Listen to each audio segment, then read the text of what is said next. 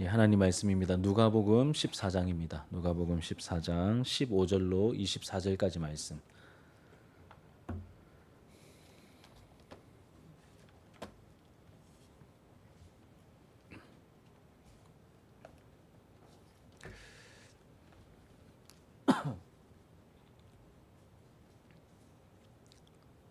누가복음 14장 15절로 24절까지 말씀입니다. 우리 한 절씩 교독하고 이제 마지막 절을 함께 읽겠습니다. 함께 먹는 사람 중에 하나가 이 말을 듣고 이르되 무릇 하나님의 나라에서 떡을 먹는 자는 복되도다 하니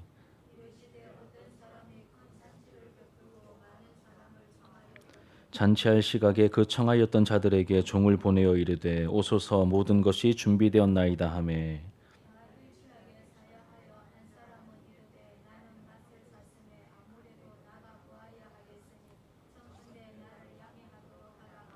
또 한 사람은 이르되 나는 소 5겨리를 샀음에 시험하러 가니 청컨대 나를 양해하도록 하라 하고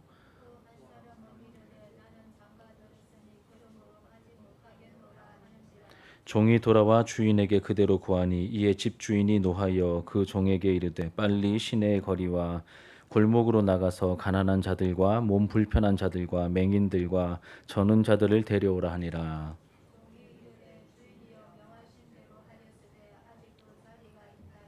주인이 종에게 이르되 길과 산 울타리가로 나가서 사람을 강권하여 데려다가 내 집을 채우라. 내가 너희에게 말하노니 전에 청하였던 그 사람들은 하나도 내 잔치를 맛보지 못하리라 하였다 하시니라. 아멘. 오늘 본문의 말씀으로 핑계와 뺀질함 그리고 우선순위와 순수함이라는 제목으로 하나님 말씀을 증거하도록 하겠습니다. 오늘 말씀은 지난주에 나눈 말씀과 연결선상에 있습니다. 14장 1절을 보면 예수님께서 한 바리새인의 지도자의 집에 초청을 받으시죠. 그곳에는 율법 교사들과 바리새인들이 있었습니다. 또 수종병에 든 환자도 그 자리에 있었습니다. 수종병은 저도 병을 잘 모르지만 몸의 특정 부위에 물이 차 오르는 어떤 병을 말합니다. 예수님께서는 안식일이었지만 이제 수종병에 걸린 환자를 고쳐 주셨고 그 종교 지도자들의 잘못된 안식일에 대한 생각들을 바로 잡는 가르침을 베풀어 주시죠. 우리 14장 5절 말씀 같이 한번 읽겠습니다. 시작.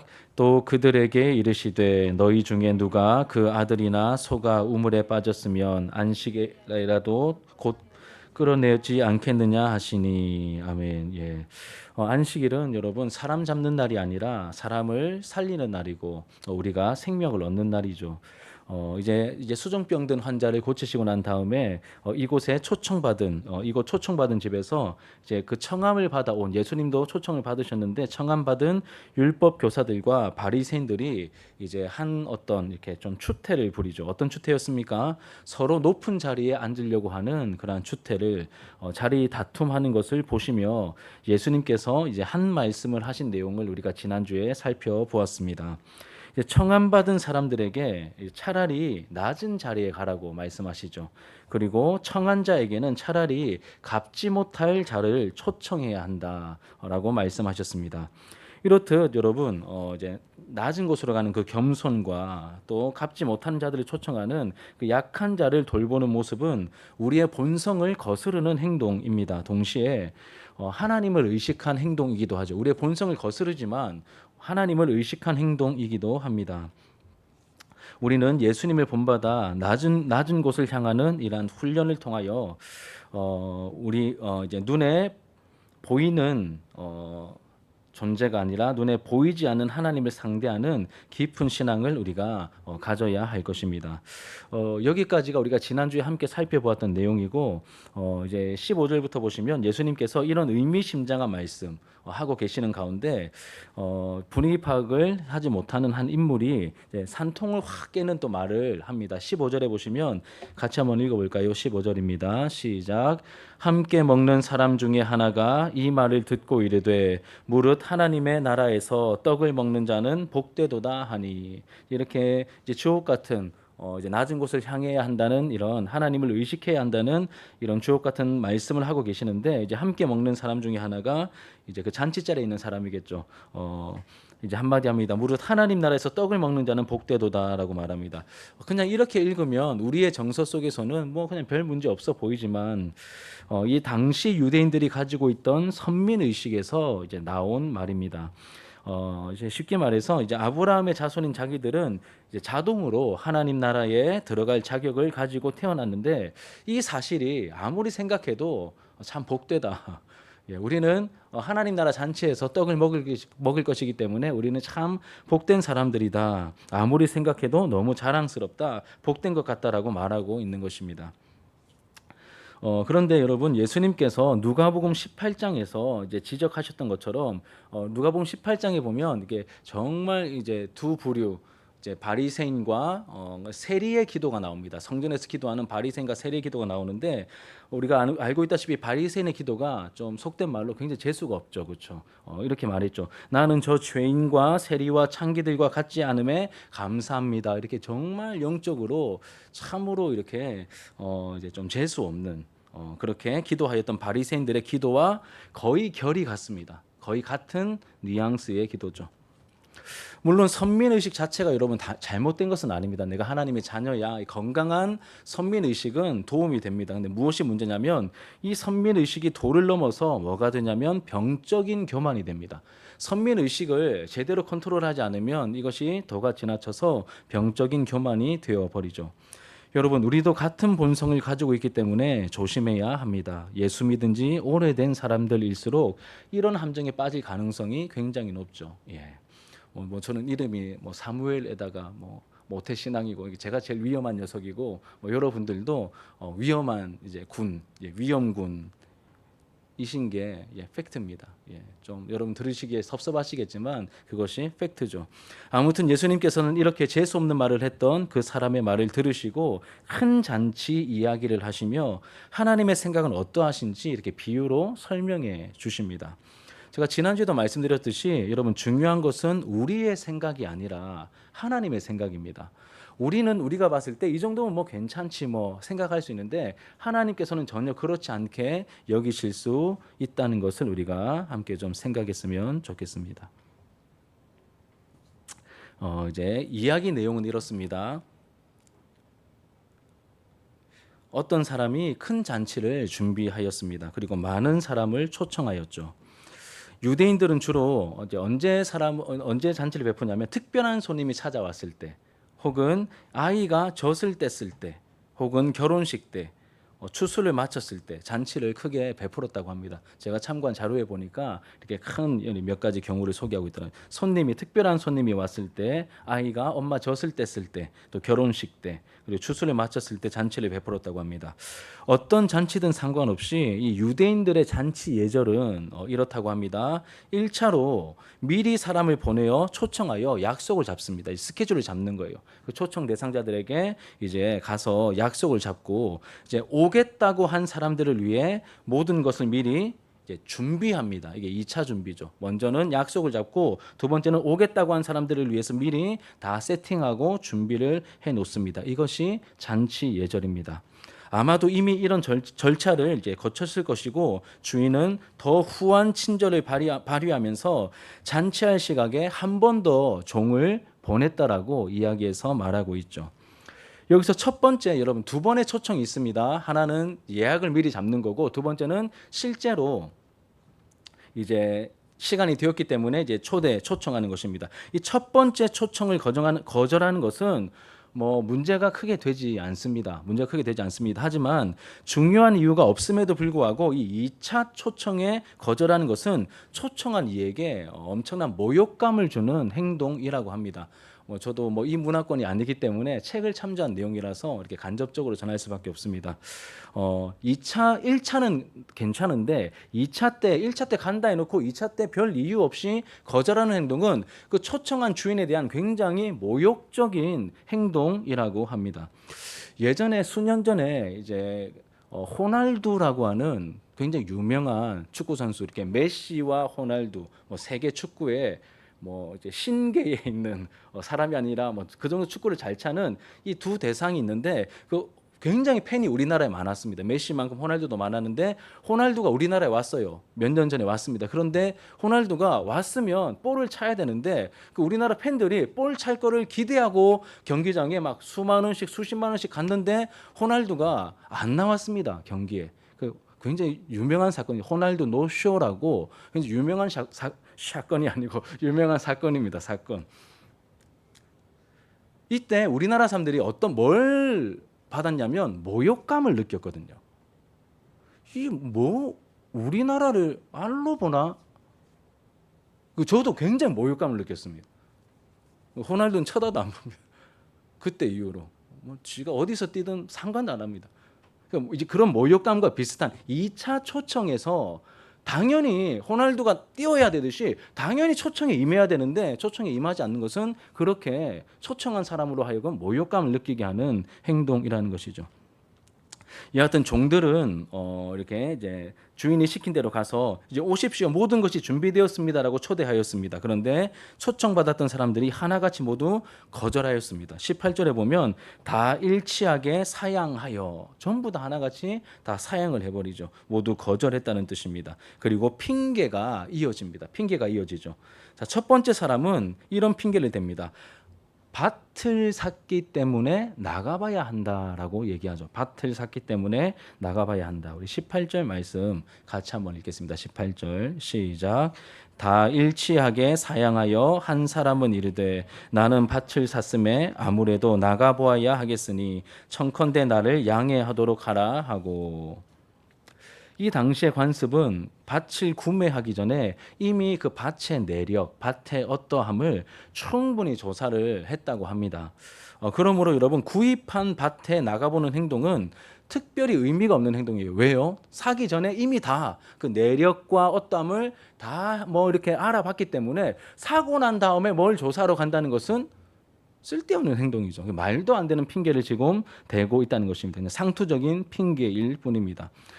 여러분 결혼식에 이렇게 이 유대적인 정서 속에서 초청을 했는데 텃밭에 풀 뽑으러 가야 되니까 그 결혼식 못 갑니다라고 말하면 얼마나 황당하겠습니까? 지금 그 정도 수준의 이야기를 하고 있는 겁니다. 자, 두 번째는 이 두 번째 경우는 이렇게 말하죠. 5 결의의 소를 샀기 때문에 시험하러 테스트해보러 가야 된다라고 말합니다. 우리 19절 말씀 같이 한번 읽겠습니다. 19절 시작. 또 한 사람은 이르되 나는 소 5 결의를 샀음에 시험하러 가니 청컨대 나를 양해하도록 하라 하고.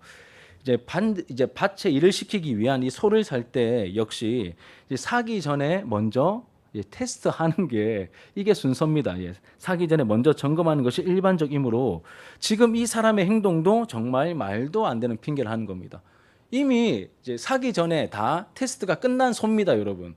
이제 결이라고 하는 것은 쌍을 말하는데 이제 소 5결이면 10마리입니다. 10마리. 이 10마리 소를 이제 테스트 해봐야 된다라는 이제 핑계를 대고 있는 것이죠.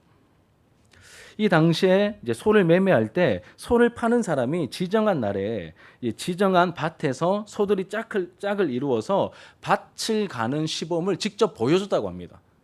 보여주고 보고 사는 거예요. 이미 다 끝난 겁니다. 테스트는. 그런데 이제 2차 초청에 응하지 않는 이유를 이 구입한 소 시험해 볼 필요가 없는데 시험해야 된다라고 말하고 있는 것이죠. 우리 현대적으로 좀 각색하면 이제 새 차를 샀습니다. 새 차를 이제 사기 전에 예를 들어서 시운전까지 다 끝내고 다 확인했는데 뭔가 중요한 자리에 가야 됨에도 불구하고 난 다시 그 차를 살피러 가야 된다 이렇게 말하는 이제 말도 안 되는 핑계를 대고 있는 그 뉘앙스인 것이죠. 자, 세 번째 핑계가 나옵니다. 세 번째 핑계. 세 번째 사람은 장가 들었기 때문에 못 간다라고 말합니다. 20절 같이 읽겠습니다. 시작. 또 한 사람은 이르되 나는 장가 들었으니 그러므로 가지 못하겠노라 하는지라. 이 세 번째 경우는 이게 가장 최악의 핑계라고 할 수 있겠습니다. 보통 이제 유대인들의 결혼식은 밤늦게까지 진행되는 그런 문화를 가지고 있죠. 이제 유대 결혼 잔치에 참여하려면 이제 밤늦게 마시는데 그 아내 혼자 두어야 하기 때문에 잔치에 참석할 수 없다라고 말하는 겁니다. 이렇게만 들으면 일리가 있어 보이는데 여러분 밤늦게 마치면 그 아내를 어떻게 하면 됩니까? 같이 가면 됩니다, 여러분. 놔두고 가도 애입니까? 아내가 더 좋아하지 않겠습니까? 그러니까 말도 안 되는 핑계를, 그러니까 셋 다 여러분 말도 안 되는 핑계라는 걸 우리에게 보여주는 거죠. 충분히 이제 뭐 데리고 갈 수도 있고 아니면 놔두고 갈 수도 있고 충분히 갈 만한 상황인데 이거는 정말 말 그냥 가기 싫다 이 뜻입니다. 가기 싫다 이 뜻이죠. 여러분 만약에 우리가 이스라엘 문화와 배경을 모르면 어느 정도 그냥 우리의 어떤 통밥으로 이해가 되는 것처럼 다가오지만 그 당시의 배경을 알면 이해해 줄 만한 여지가 없죠. 양해를 부탁한 말만 양해지 양해를 할 만한 소지가 전혀 없는 행동들이었습니다. 그것도 1차가 아니라 예약까지 다 잡아놓은 2차 초청이었음을 감안한다면 이들의 행동은 잔치에 초청한 집주인을 완전히 무시하는 모욕감을 주는 그러한 행동이었습니다. 그래서 이 잔치를 베푼 집주인은 이 종들의 보고를 들은 다음에 굉장히 화를 냅니다. 21절에 보면 굉장히 화를 내죠. 그리고 노를 바라면서 화를 냅니다.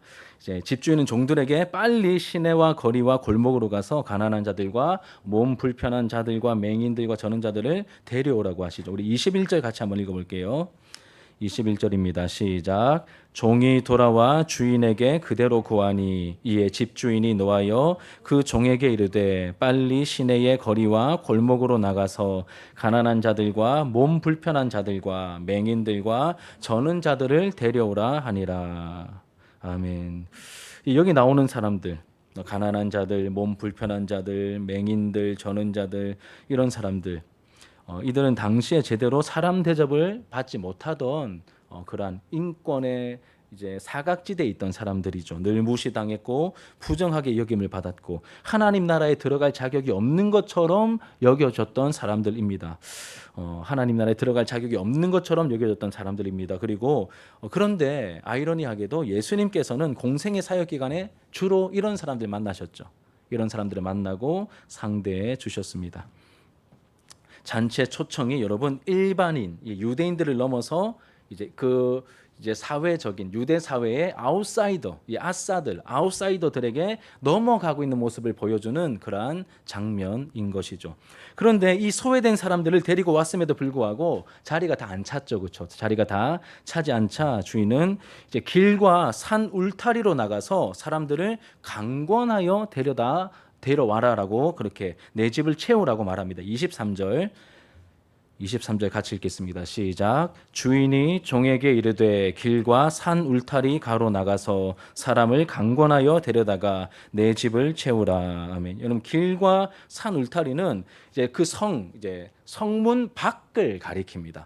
성이 있고요, 성벽이 있고 그 성문 밖을 가리키는 표현이 길과 산 울타리입니다. 성문 밖을 나가는 그 큰 길을 말하는 것이거든요. 그래서 길과 산 울타리는 성문 밖을 말합니다.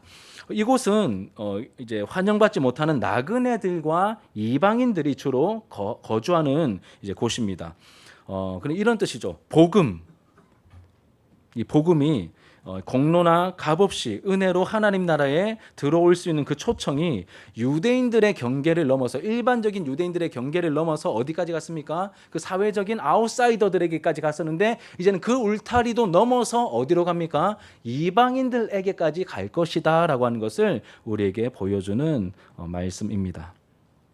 동시에 이전에 초청을 받았지만 무시한 그 사람들, 초청을 무시한 사람들은 절대 내 잔치에 들어오지 못할 거다라고 하는 엄중한 심판의 경고도 이어지죠. 그러면 여러분 이제 이 예수님의 큰 잔치 비유를 통해 우리가 깨닫게 되는 얻게 되는 두 가지 영적인 교훈을 함께 살펴보도록 하겠습니다. 이게 구원과 관련된 내용은 제가 이야기 중에 이미 다 말씀드렸고 실제적으로 우리가 삶을 살아가는데 필요한 영적인 교훈 두 가지입니다. 첫 번째는 하나님께는 어설픈 핑계가 통하지 않는다는 사실을 우리가 깨닫게 됩니다. 이 큰 잔치 이야기에서 잔치를 베풀고 초청한 주인은 누구를 가리키는 걸까요? 하나님이시죠. 하나님이십니다. 아마 초등학생들도 다 감을 잡고 알 겁니다. 그런데 여러분 초청받은 사람들은 핑계 같지도 않은 핑계를 댔습니다. 우리가 다 살펴봤죠. 핑계 같지도 않은 핑계를 댔습니다. 구입한 땅을 보러 가야 한다. 구입한 소를 시험하러 가야 된다. 집에 와이프가 혼자 있다. 이런 식으로 핑계를 대는데 진짜 이유가 있어서가 아니라 이제 마음이 없어서 갈 마음이 없어서 되는 핑계라는 것을 우리가 알게 되죠. 말씀이 우리에게 보여주는 것은 그런 어줍지 않은 핑계가 결정적인 순간에 중심을 보시는 하나님께 통하지 않는다는 것을 보여줍니다. 그러니까 우리 편에서는 그냥 뭐 이렇게 뭐 그럴 수도 있지 뭐 이렇게 생각이 들 수 있는데, 제가 아까 말씀드렸듯이 우리가 어떻게 생각하느냐가 아니라 하나님께서 어떻게 생각하시느냐가 중요하다고 말씀드렸잖아요. 결정적인 순간에 이러한 어줍지 않은 핑계가 이 정도면 되지 않을까? 이 핑계가 통하지 않을까 싶은데, 여러분 중심을 보시는 하나님께는 통하지 않는다라는 것을 우리에게 보여주고 있습니다. 굉장히 좀 뜨끔하고 좀 무거운 말씀이긴 하지만 이것이 말씀의 첫 번째 실제적인 교훈입니다. 인자와 자비와 긍휼이 풍성하신 하나님이라면 받아주실 것 같기도 한데 그렇지 않다라고 말합니다. 그러니 우리에게 안일하게 접근하면 안 됨을 말씀하시는 것이죠. 이 잔치집 주인으로 비유된 하나님께서는 단호하게 반응하십니다. 그러면 왜 이런 핑계가 통하지 않는 걸까요? 왜 이런 핑계가 통하지 않는 걸까요? 먼저는 충분한 기회를 주셨기 때문입니다. 그냥 하나님이 엄하셔서 안 돼가 아니라 충분한 기회를 주셨기 때문에, 그 기회를 다 날려버렸기 때문에 무한정으로 기회가 주어지는 것이 아님을 우리가 알게 되는 것이죠. 충분한 기회를 주셨기 때문입니다. 그리고 또 한 가지는 이렇게 말씀하시는 하나님이 어떤 분인지 우리가 한번 생각해 보면 우리가 감을 좀 잡을 수 있습니다. 하나님은 우리가 무시하거나 대충 대해도 되는 시시한 분이 아니십니다. 제가 지난 주일에 안식 설교 마지막 얘기할 때 하나님을 향한 그 예배가 중요함을 말하면서 하나님을 향한 경외감을 갖추어야 한다라고 함께 말씀을 나누었죠. 그 경외감이 있어야 한다는 것이죠. 그 경외감이 갖추어져야 됩니다. 그래서 단순히 핑계대지 맙시다라는 교훈을 넘어서서 하나님이 어떤 분인지 우리가 깊이 생각해 보셔야 됩니다. 하나님이 어떤 분이신가? 지금 여러분에게 하나님은 어떤 존재로 여러분들의 심령 속에 자리 잡고 있습니까? 하나님은 여러분들의 삶의 우선순위에서 몇 번째이신 것 같으십니까? 하나님은 몇 등이십니까? 하나밖에 없는 독생자 예수님을 보내셔서 그 아들의 핏값으로 나를 구속하신 그 하나님은 여러분들의 왕이 맞으십니까? 우리의 주인이십니까? 나의 전부이심을 진정으로 고백하고 계십니까? 우리의 중심을 깊이 살펴야 하는 것이죠. 하나님을, 그리고 우리 예수님은 이 세상의 부귀와 영광과 명예와 행복과 바꿀 수 없는 가장 존귀한 분이십니다라고 하는 것이 우리의 고백이 되어야 한다는 것이죠. 우리 안에 핑계는 사라지고 나에게는 하나님과의 관계가 가장 중요합니다라고 하는 이런 고백을 드릴 수 있는 이런 영적인 우선순위가 새로워지는 은혜가 있기를 예수님의 이름으로 축복합니다. 영적인 은혜가 우선순위가 새로워지길 축복합니다. 하나님이면 됩니다. 하나님이면 충분합니다. 예전에 그 이제 순회 선교사 유명하신 그 김용희 선교사님이 이렇게 청년들 많이 상대하시는 청년들 막 모여 있는데, 여러분 복음이면 충분합니까? 이렇게 질문하는데 그 한마디의 질문이 많은 회중들의 마음을 무너지게 하더라고요. 그렇게 말은 하고 떠들고 있는데 그렇지 않은 것처럼 살아가는 그 이제 삶이 찔려서 반응하게 되는 여러분, 우리 주님이면 충분합니다. 이렇게 영적인 우선순위가 새로워지길 축복합니다. 두 번째는 이제 처음의 순수함을 회복해야 한다는 것입니다. 처음의 순수함. 다시 말하면 이게 첫사랑이죠. 첫사랑을 회복해야 합니다.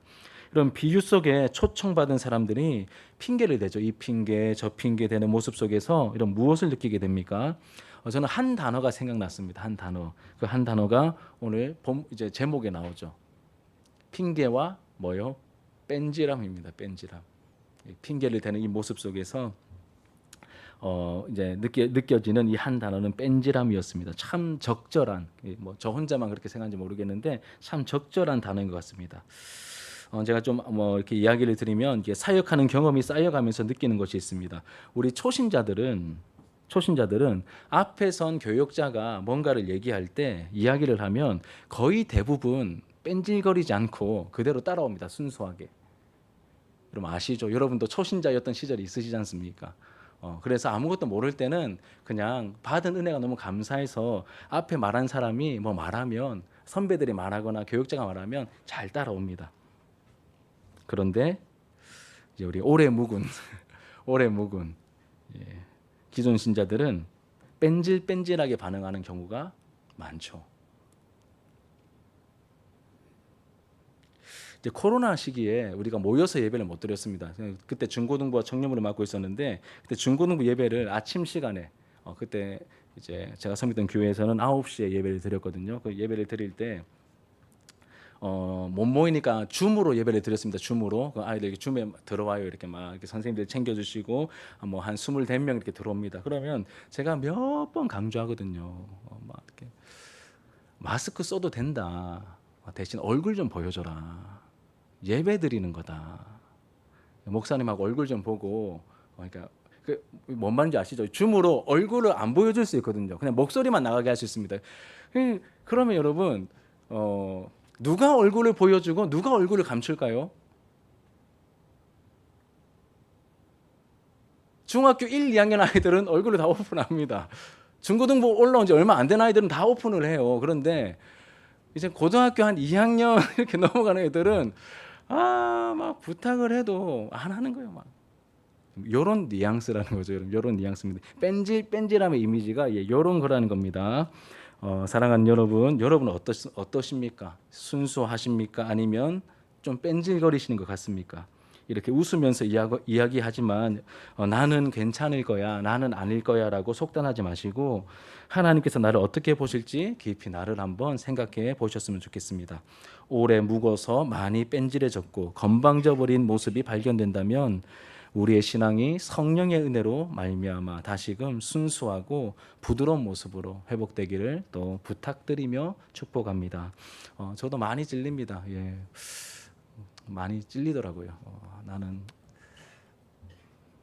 또 얼마나 뺀질거릴까 하나님 앞에서 얼마나 그렇게 비춰질까 이렇게 반성이 되었습니다. 이제 말씀을 정리하며 마치려고 합니다. 예전에 사역했던 경험을 떠올려 보면 그냥 뭐 하나님 인도하심 속에서 저는 중고등부 아이들과 청년부를 많이 맡아서 사역을 했습니다. 또 이 두 대상을 동시에 이렇게 케어하는 경우도 많이 있었습니다.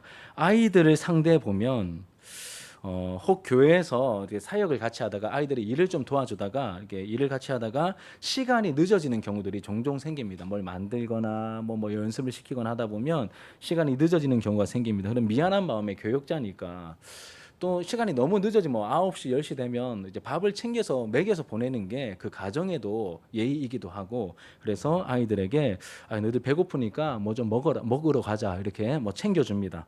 그러면 이제 중고등부 아이들 같은 경우에는 뭐 컵라면이든 김밥이든 햄버거든 그냥 먹을 것만 주면 감사해 합니다. 중고등부 아이들은 주로 뭐 다 그런 건 아니지만 대부분 뭐 컵라면을 주든 햄버거를 주든 뭐 김밥이든 일단 먹을 것만 주면 되게 감사하고 이제 고마워합니다. 그런데 여러분 청년들은 조금 달라요. 청년은 좀 다릅니다. 물론 지금 우리 교회는 그런 청년들이 이제 없지만 청년들은 좀 신경이 쓰여요. 특히 20대를 훌쩍 넘어 이제 직장에 다니는 청년들을 상대하려면 신경이 많이 쓰입니다. 이제 커피숍을 하나 가려고 해도 자기들이 막 까탈스럽게 막 이렇게 구는 건 아닌데 그만큼 좀 이제 신경이 쓰인다는 거죠. 중고등부 아이들은 좀 그냥 좀 막대해도 말도 좀 막하고 그냥 이렇게 막 아무거나 줘도 그냥 좀 편해요. 그런데 이렇게 이제 성인이 된 우리 이제 청년들 중에 좀 그럼 뭐 아이고 이렇게 뭐 커피숍 같은데 가도 좀 이렇게 신경이 쓰이고 뭐 밥을 한 끼 사주려 그래도 좀 신경이 쓰이는 경우가 있습니다. 그래서 만나서 상대하기가 좀 불편한 경우들이 종종 생깁니다. 그럼 제가 뺀질함의 연장선상에서 왜 이 이야기를 드리냐면 다른 것이 아니라 저와 여러분들은 하나님께서 우리를 대하시기에 중고등부 아이들처럼 좀 편한 대상인가 아니면 이게 상대적으로 제가 좀 상대하기에 중고등부 아이들에 비해서 좀 불편했던 그러한 이렇게 좀 까칠한 청년들의 일부 청년들의 그러한 모습인가 우리의 모습을 한번 생각해 보면 좋겠다라는 마음이 들었습니다. 하나님께서 나를 대할 때 나를 사용하시고 나를 쓰시고 나에게 다가오셔서 뭐 대화를 거시기도 하시고 뭐 사역을 하자고 하실 때 나는 좀 편한 대상인가 아니면 나는 불편한 대상인가? 이 질문이 좀 떠올랐습니다. 그래서 우리의 고백이 하나님, 다른 사람은 몰라도 저는 좀 막대하셔도 됩니다.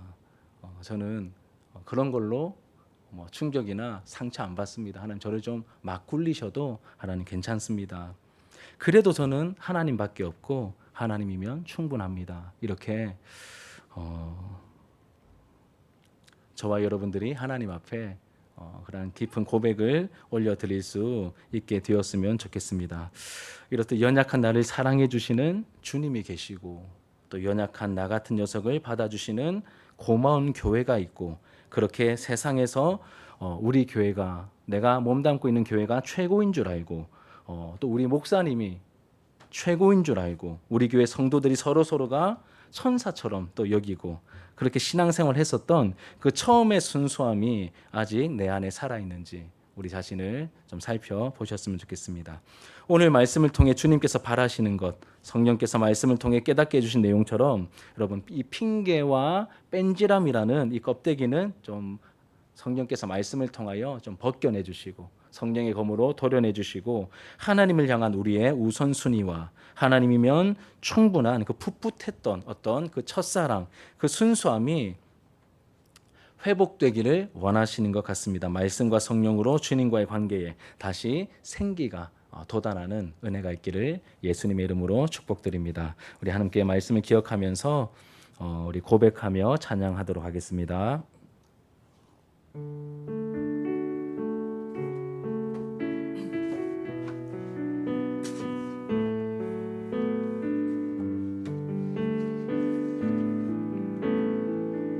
은혜 아니면 살아갈 수가 없네.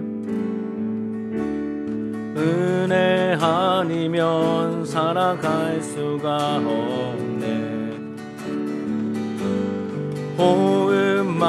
호흡마저도 다 주의 것이니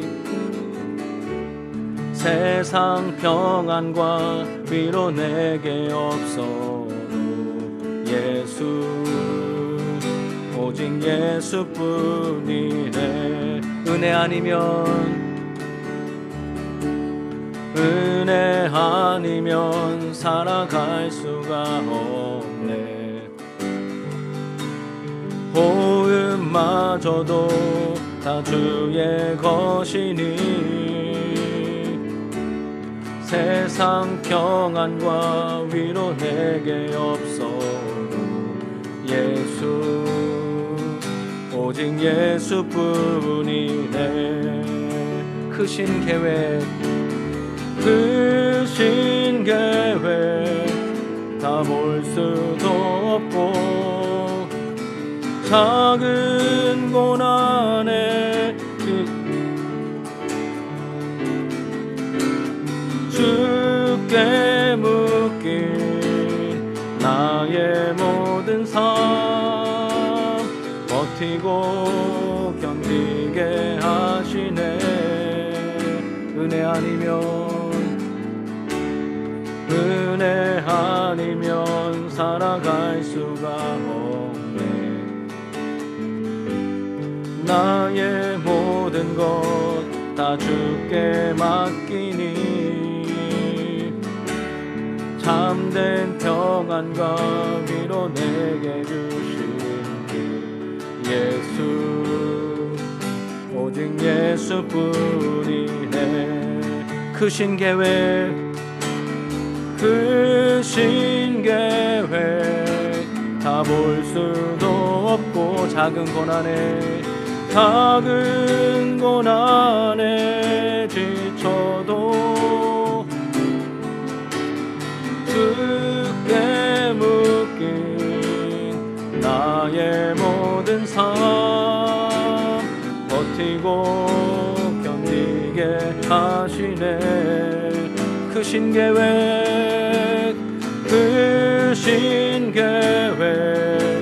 다 볼 수도 없고 작은 고난에 지쳐도 주께 묶인 나의 모든 삶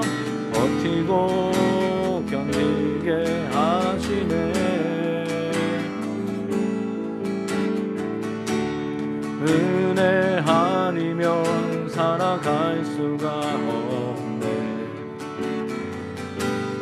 나의 모든 것 다 주께 맡기니 참된 평안과 위로 내게 주신 주 예수, 오직 예수뿐이네. 참된 평안과 위로 내게 주신 예수, 오직 예수뿐이네.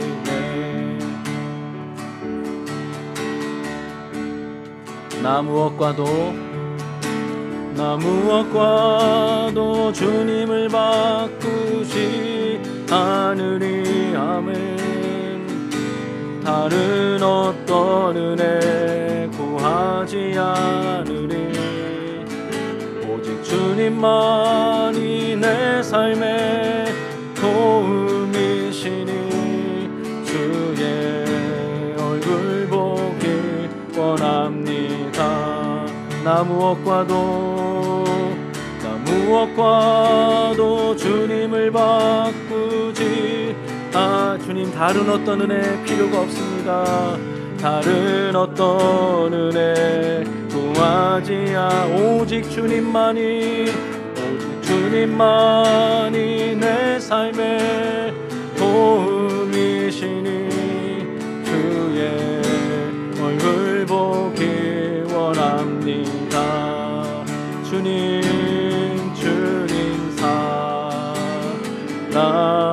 사랑해요. 주님 온 마음과 정성 다해 하나님의 신실한 친구 되길 원합니다. 나 무엇과도 주님을 바꾸지 않으리. 주님 다른 어떤 은혜 구하지 않으리. 오직 주님만이 내 삶의 도움이시니 주의 얼굴 보기 원하. 주님 우리의 고백을 받으소서. 주님 사랑해요. 온 마음과 정성 다해 주요 하나님의 신실한 친구 되길 원한. 주님 사랑해요. 주님 사랑해요.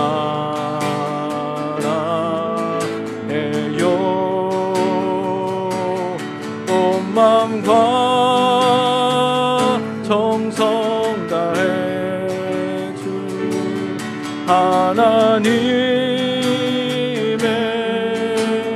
신실한 친구 되길 원한. 마지막으로 주님 사랑해요. 주님 사랑해요.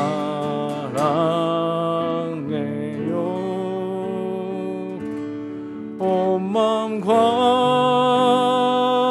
정성 다해 하나님의